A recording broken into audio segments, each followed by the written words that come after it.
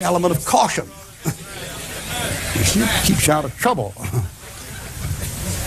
And I'm not for violence, all this kind of stuff. And I know if there was one of these caring, sharing bureaucrats sitting around, you'd have all kinds of material to write you a thesis with. Not because you're about half crazy, you don't know what you're talking about. You have no practical experience in life. You haven't got the brain God gave a jackrabbit, and you make your living just going around with that kind of stuff. You see, it ain't gonna hurt you. You take in the army, we used to, suck in your gut, hit the guy in the belly, suck in your gut, bop, hit him in the belly. Teach him to suck in his gut. Got bop, hit the guy in the belly. Oh, doctor, I got the cramps. Oh, I'm under stress. Oh. My God, people. I can see you like Brother Mitchell. He had to fight Japanese when he was in. I can see you in a night charge. The Japanese attack all the time at night, sometimes in the rain. I can see them come through at night, and planting a bayonet right in your middle, and you stop and say, "That's enough, I'm under stress." The country's gone overboard in this thing.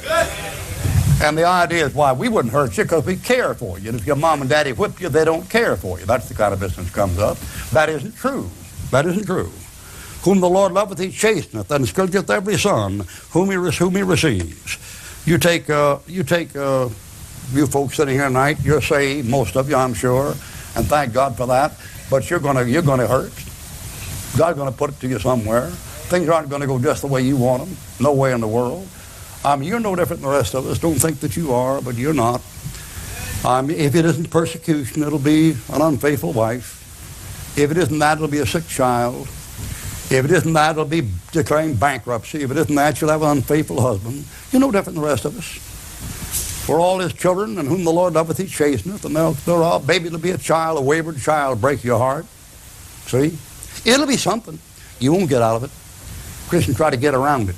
You can't get around it. You say, "Well, Brother Rudd, I'm so depressed tonight, I don't know what to do and this and that." No. Well, I'll tell you what, I'll get some safety matches here and light up some safety matches for you. And the first safety match I light up, I strike, and it says, "My God supply your need through the rich and glory by Christ Jesus." And if that doesn't work, I take out another one, I strike it. If it's just all gloom and so dark, you can't see a foot in front of your face, I strike one, and it says, "I can do all things through Christ who strengtheneth me." I've seen God provide food and clothing and money out of nowhere. And a wife and children out of nowhere. I've seen the stuff just come and just whoof like that. You say, "Well, I've had trouble with this and trouble with that." Well, let's try another one and strike this thing. All things work together for good to them that love God. Strike this thing. The suffering will not be worthy compared to the glory it should be revealed in us. Strike another one. We're more than conquerors through him that loved us. But you're going to get something. And he's going to correct you. You see, what are you drawing up there? I don't know, really. I guess that's the UN there. And that's the devil over here. Be sober, be vigilant, because your adversary, goes about like a roaring lion, seeking whom to devour, whom resist, steadfast in the faith, knowing the same afflictions are accomplished your brethren which are in the world.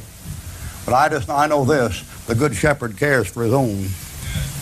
And so you know what he got him right here? He got him the little sheep right here. He's taking the sheep home, He got this sheep saved. The sheep was about to be slaughtered. And he came down and laid down his life for the sheep. And they picked up this little old lamb, and he's carrying this little old lamb here off through the cold. You say, "What's the name of that little old lamb?" The name of that little lamb was Peter S. Ruckman. That's the name of that lamb. And he said, "I know my own, and am known of mine." And he said, "I know my sheep, and I call them by name. There's a shepherd that cares for his own, and he is mine. I know he loves me, I know he cares for me, because he supplies my need." Like I said, I've seen this stuff just materialize out of nowhere, day after day after day. Over there in Venice, out the square in Venice, there's a certain hour out there during the daytime, around 11 o'clock, when every pigeon in Italy shows up in Venice. And there's a woman out there, sitting out there on the street, and she has a couple of baskets full of crumbs. And she sits there for about 30 minutes every day at the same time in the downtown square in Venice and puts out those crumbs. Somebody who cared for pigeons and doves left in their will that there were to be a lira, which is pretty good money in Italy for crumbs, a lira a day spent for crumbs to feed those pigeons with every day. And they all know where that place is. And they come there to get it. And when it comes to the provision, the place of provision, I know who provides the breadcrumbs. You say, who's that? The one that cares for me. He says what? He says, cast all your care upon him. He says, for he cares for you. That's the business. He supplies my need. And when it comes to this caring stuff, how they pretend they're concerned about it when they're not concerned about it. Social promotions. We care about these poor kids at school that can't pass the tests, so we'll just pass them and pretend they can pass them when they can't pass them. We'll pretend they're smart when they're ignorant, and we'll just pass them whether they flunk or not. You call that doing the kid a favor? You know, take pride in yourself. How can you have a pride in yourself when you know you're a flop? I don't mean you ought to have pride in yourself anyway, but if you're going to have pride in yourself, you got to show proof of it. You must have accomplished something. If you went through as a bloodsucking leech the whole way and lived off other people, and they gave you the breaks you didn't deserve, how do you take pride in yourself? How do you take pride in yourself unless you've done something and say, here, there it is, right there, I did it, right there it is, right there, look at it. Whatever it is, maybe it ain't worth much, but I did it without help. Of course, Christian, God's help, we understand that. But more this humanistic stuff is satanic. It doesn't develop people who have any self-respect, respect for anybody else. I mean, care packages sent overseas to help all these folks out. I've seen those care packages. I've seen those care packages sitting down there in the docks, and I've gone by those things out at the docks and seen those written, and on the side of those care packages says CA. It don't mean care. The care is already on the package. It says CA, and there's a big circle around it. And then care packages going to Nicaragua and Honduras. I've seen the things on them. And Venezuela and Brazil, CA on them. I wonder what that could mean.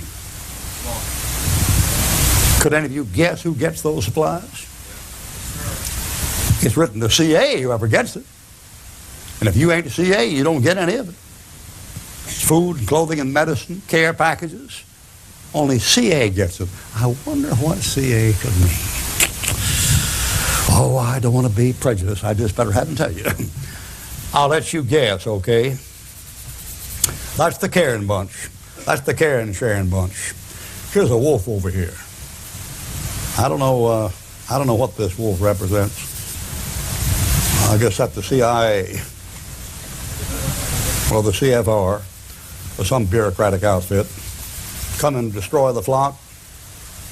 Maybe it's a false cult. Maybe it's a false teacher. But there's a shepherd that cares for his own, and he is mine. Finally, I want to say this. I know somebody who's my friend, and there can be no doubt about it. I've got absolute proof he's my friend, and I've got proof nobody could deny, and that proof is the fact he died for me. If somebody loves you enough to die for you, don't say they don't love you. Don't say they don't mean business. If they've loved enough to die for you, then you've got a sure enough friend. Greater love with no man than this, than he laid down his life for his friends. I am the good shepherd, and I lay down my life for the sheep. That's the business. He died for me. Back there in 1481, there was a fellow named Arnold von